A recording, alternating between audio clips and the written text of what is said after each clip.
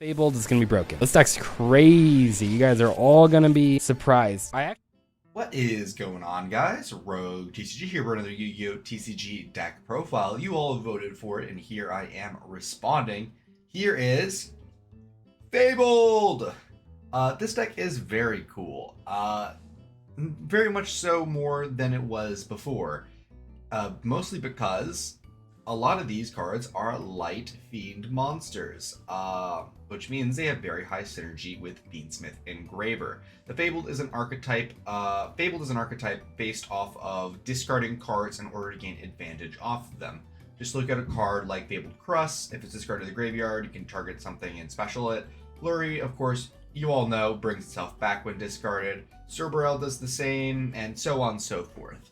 So the entire point of the deck is to discard cards in order to get advantage, empty your hand, and then you can use cards like Raging in order to draw 2 additional cards. It's just Pot of Greed. So that's enough yapping about the general overview. I'm going to go card by card and let you know what I hope this deck can do. Starting off our list, we're on triple Fabled Marcosia. It is a level 4 Light Fiend. If this card is in your hand, you can pitch up to 2 monsters except for Marcosia. But including another Fabled monster, and if you do special summon this card, if summoned this way, it gains 200 attack for each monster discarded, and if this card is discarded to the graveyard, you can add a Fabled spell or trap from deck to hand, and then each effect is a once per turn. This card is great, allowing us to pitch at least one Fabled monster in order to special summon itself, and then get a potentially a beneficial effect in the graveyard from that Fabled monster. This is one of our best combo starters. It's not a normal summon, it'll special summon itself out. It's a level 4, which is very strong in this deck because we can combine the 4 and a 1 in a Fabled Lurry in order to make our Raging, like I just mentioned. So we are playing triple copies. Again, it's also a light fiend, so we can go full Fiendsmith combo off of Marcosia as well. We're on triple Fabled Grimro. If you control a Fabled monster, we can pitch it from hand to add a Fabled monster from deck to hand except for itself. So basically, if we have a Fabled monster on field, this thing is just reinforcing the army in hand. So why wouldn't we be running 3 of it? It is also a light fiend. So this is also full Fiendsmith combo if we just normal summon it, which is quite nice. We're on triple Fabled Crust. It is also a light fiend level 2. If it's pitched to the graveyard, we can target one other level 4 or lower Fabled monster in our graveyard and special summon that target. We're playing max copies of this just so we can always make sure we get stuff back from the graveyard if possible. We want to be ideally link climbing, but also synchro climbing, as well as this deck does have a lot of ability to dabble in other summoning mechanics, which I think is quite neat, especially because of the Fiendsmith Link 2. We are on a triple Fabled Lurry. If it's discarded in the graveyard, we can just special it. It's a level 1 Light Fiend. Very, very simple. Already played in Fiendsmith, so we are playing max copies of it in this. We are on triple, and that's all of our light fiends that are in the Fabled archetype. We do have quite a few. We do have 12 different light fiends in archetype, so we are pretty set on the Fiendsmith stuff. We are on triple Fabled Cerberell. If it's discarded to the graveyard, we can summon it, and it's a level 2 Beast Tuner. We do need tuners in this deck, so we are playing triple copies of Cerberell just so we can try and guarantee that we get a tuner. We are on double Fabled Nozuchi. If this card, during the main phase, we can pitch a Fabled monster if we do special summon this card from our hand, and when it's special this way, we can choose to special summon a level 2 or lower Fabled from our hand. This is a great way to flood the field while also discarding cards, because one main thing with this deck is we do need to have an outlet in order to discard cards in order to get these beneficial effects from like Crust and Lurry and Cerberell. So we do need that ability to pitch cards, and Nozuchi is just one of the cards that allows us to find that, as well as it being searchable off of Grimro. We're on double Fabled Abank. If this card is in our graveyard, we can pitch a Fabled monster, and if we do special summon this card, we banish it and it leaves the field, and that is a once per turn. This is just really great in the graveyard, allowing us to pitch Fables in order to get that free body on the field. It's a level 2 Beast Tuner, just like Cerberell, and so it does meet a lot of thresholds that we need for the deck, especially a 2 and a 3, like our next card, the Fabled Ganesha.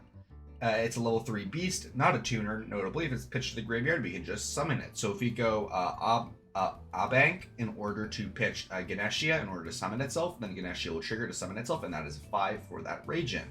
So again, I'm just showing you all the different ways we are able to get into this Raging, which is just an additional draw 2. So we are playing 2 Ganesha in order to get those non-tuners. And then we are on one Fabled Kushano. If it's in our graveyard, we can pitch a Fabled monster to the graveyard except for Kushano to add it back from graveyard to hand. This card seems like it's very mid, although we do have it in the deck for a specific combo, and you will be seeing it very shortly. I think it's very cute, and what we can do with the combo is very neat. And our last Fabled card, monster rather, is one Fabled Cassette. If it's pitched to the graveyard, we can target a face-up card on field and pop it. This is just here if we're going to be going second. You did notice I put more on the side. If we know you're going to be going second, it is ideal to be siding these cards. And then our last Fabled card is one copy of Fabled Treason. This is our target off of Marcosia. We can target a Fabled monster in our graveyard and a face-up card on field, pitch a card, and if we do, special summon the monster from our graveyard, and if we do that, we get to destroy the card on field, and then that is a hard once per turn. This is just kind of like a pop. It's like a weird version of Icarus attack for this deck. It's also a weird version of like Call of the Haunted, but I am not complaining just because it is a searchable one of that actually does something. We are playing a tour guide from the underworld. This is our primary normal summon, because if you noticed, I went down this whole list of cards and we did not have one normal summon that we did want to commit. So I did decide to play tour guide from the underworld. The idea of this is that we can go tour guide to special summon the Fabled Kushano out of our deck. And then we have a choice that we can make. We can either go Fiendsmith combo to use Kushano to go into Requiem because it is a light fiend, or we can use 2 level 3s in order to go into Cherubini, Ebon Angel of the Burning Abyss, to then send our next card, King of the Swamp. The main reason King of the Swamp is in here is because this card is any card's fusion requirement while on field, hand, or graveyard. So essentially at all times this card is always Fiendsmith Engraver by name in order to make our Fiendsmith Disarray. However, it is also Grapha Dragon, like the Dragon of Dark World.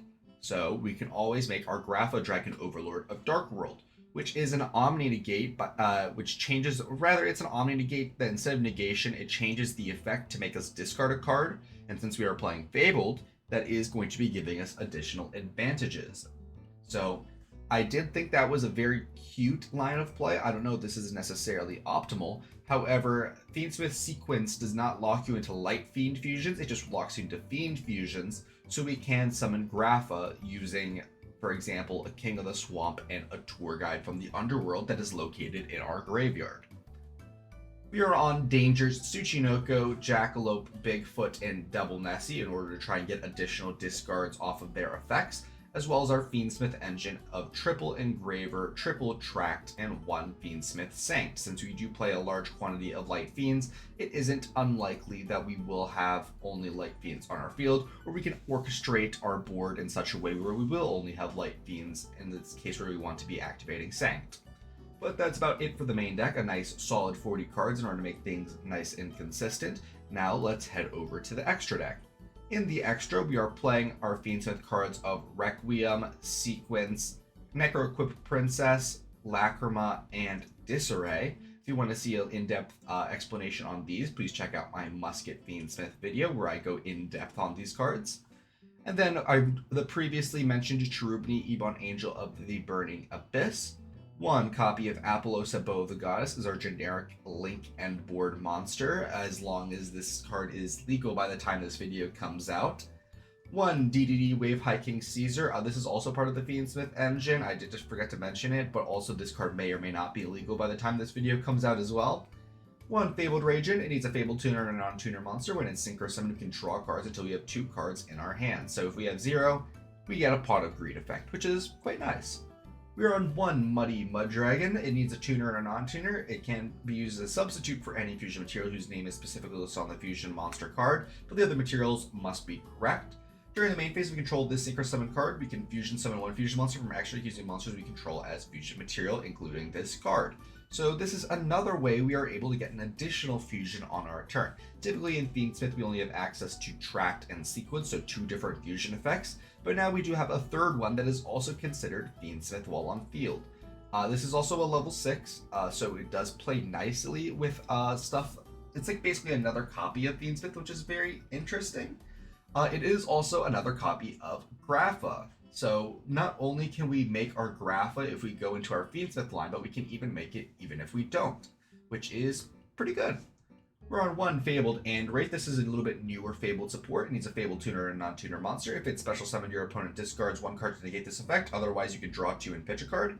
If a monster is sent from your opponent's hand to the graveyard, except during the damage step, you can target one of those monsters and special to your field, but it negates effects. So essentially, on summon, your opponent has an option to either discard a card or we get to draw 2, pitch a card.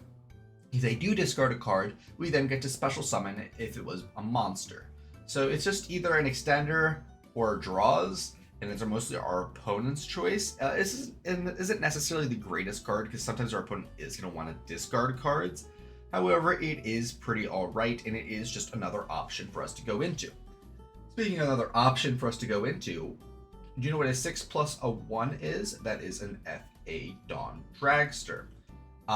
So if we do have the ability to, for example, get a level 1 tuner like the Fabled Cassith on the board, and a level 6 like Engraver or Muddy Mud Dragon or Clip or any of our 6s, we can make an FA Dawn Dragster. That's the simple way to make it. We can also make it with a level 4 and a level 3, although that is going to be quite a bit more difficult since our level 3 Ganesha is not a tuner, so we need to figure out something with that. Our level 3 Kushano is a tuner though, so that is an option that is potentially there. For level 8 boss monster, we're on a Draco Berserker of the Tenyi, being able to quick effect banish a card our opponent controls when they activate a monster effect. So just a great card, being able to banish a card, really fantastic. And then lastly, for our level 9 boss monster, which is pretty easy to make with a level 6 and a level 3, again our Kushano and our Engraver, we are able to make Virtual World QB Shenshen, which is like a mini macro Cosmos of sorts. But honestly, that's about it for the deck profile. I think this deck is very interesting. I don't think this is the finalized version of the list, and maybe I am on too many Fabled cards or not enough non-engine, given that I'm quite literally on 0 non-engine. Just because I think this deck can pretty easily churn through its entire hand very quickly, and we'll need basically all non-engine because we want to be discarding cards that get beneficial effects, so we can draw additional cards with Raijin or Andraith. But if we discard non-engine cards, we don't get beneficial effects off of that. So we do kind of want to max out on these cards that get beneficial effects, like our Crust, like our Lurie, like our Cerberus, and like our Abnak. But that's my thoughts on the deck. Please let me know your thoughts in the description below. Let me know what you think about Tour Guide in the list. I think it's very cute. It allows the deck the ability to pivot between Cherubini plays and in order to fetch a Light Fiend out of our deck in Kushano in order to go into our Fiendsmith plays. So please let me know what you think about that in the description below. But I'm going to be seeing you all later. Bye-bye. Thank you guys so much for watching the video. If you wanted to talk to more Yu-Gi-Oh players like yourself, I would highly recommend checking out our Discord server. Link is going to be in the description, as well as the QR code on screen. We do talk somewhat frequently about Yu-Gi-Oh and the current meta, so I would really enjoy to see you there. As well as we do recently now have channel memberships available on our YouTube channel, where we have 3 different tiers. We have Super Supporter at $2 a month, where you get loyalty badges, emojis, guaranteed comment responses, a shout out at the end of every video, as well as access to the members only Discord channel, where you get early sneak peeks at future videos. There is the Giga Supporter at $5 a month, where you have early access to all new videos about a day or 2 before they go up, as well as all the previous offers. And for $15 a month, we do have our final tier, which is going to be Femboy Fanatic. You get a guaranteed customized video every single month, as well as 1 hour of my time. Could be for anything you'd like. You want a duel? Absolutely. You want me to help build a deck? Absolutely. You want to play some Helldivers? Sure. I'll do anything for an hour once a month. But supporting does help me out quite a lot, and it does help me produce all of these videos. So thank you guys so much for watching, and I'll be seeing y'all later. Bye-bye.